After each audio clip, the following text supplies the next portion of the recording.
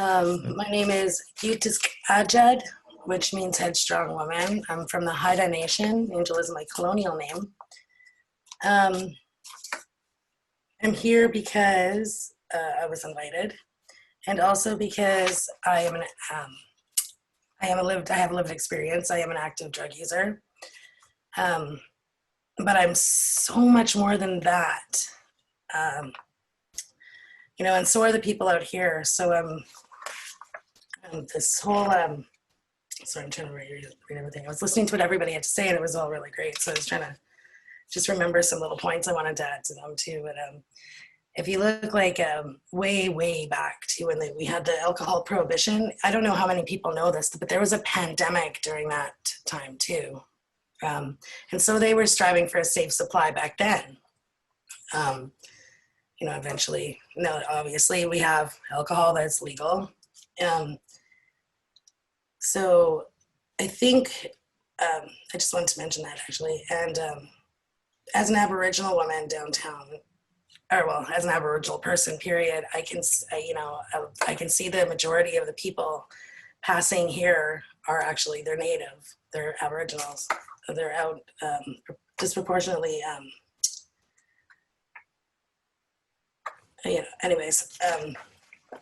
accounted for. Sorry, I'm really trying to read these ones. Oh, yeah. I think and they're not asking us, like, nobody ever asks us what we need. Like the government's not coming and saying, well, what is it you think you need to better the situation? Like, I think the best people for the job are us. You want to know what we need? Like we told you we needed a safe injection site. They didn't help. We did it. It was just like Garth was saying. And we need them. And look, there's nobody's ever died in our safe injection sites. We've kept people alive. And now they have this, with the pandemic, they've gone to great measures for public health. And that's all fine and good. And I think we did a really good job in BC. However, downtown and drug users are dying so fast. And I think a lot of that has to do with barring of guests in the SROs. A lot of the people that I know that use drugs that I want to help, they come to my house to use drugs because they know they have a buddy there that's going to keep them safe, that's going to have a Narcan kit with her, and they depend on me. And I imagine a lot of people depend on people like myself that actually have a place for them to go and be safe, and they're not allowed in. And it's not because it's honestly, I'm sorry guys, it's not for anyone else's safety, but their own that work there. Because we're going out, we're still socializing, we're sharing things, we're coming home. They're not really safe that way anyway. Like we're still going to come back and do our thing. I mean, that's what I've seen. That's what I've seen it being. So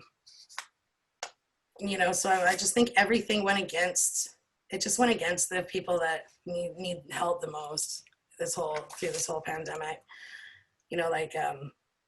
The overdose crisis, and it just drives me nuts because we were dying fast enough before the pandemic. I was going to 3 funerals in a weekend at one point, and now I've just lost 3 people again last week. So like I'm tired of seeing my people die. And I say my people, the Downtown Eastside, these are my people. Like I love these people. I need these people, and I think we bring a lot of class and good stuff to Vancouver. It's, we could bring some color. And we're dealing with so much right now with it's crazy, like with social justice issues, like there's a revolution starting, and then we've got police brutality all over the place. And I think it's pretty, we do need a safe supply. I'm really tired of just watching people die. I can't take it anymore. It's starting to really, it was already there. I don't want to become numb to anything, I think people just need to know we're people too. I live downtown. I have 3 kids. I work. I have a dog. I'm chubby. Don't look like, I'm totally, and I use drugs. And I'm not really ashamed of it. I do what I have to do. And, if we could come out of the shadows and stop hiding, less of us would be dying. So it would be great to have a safe supply so our people could live.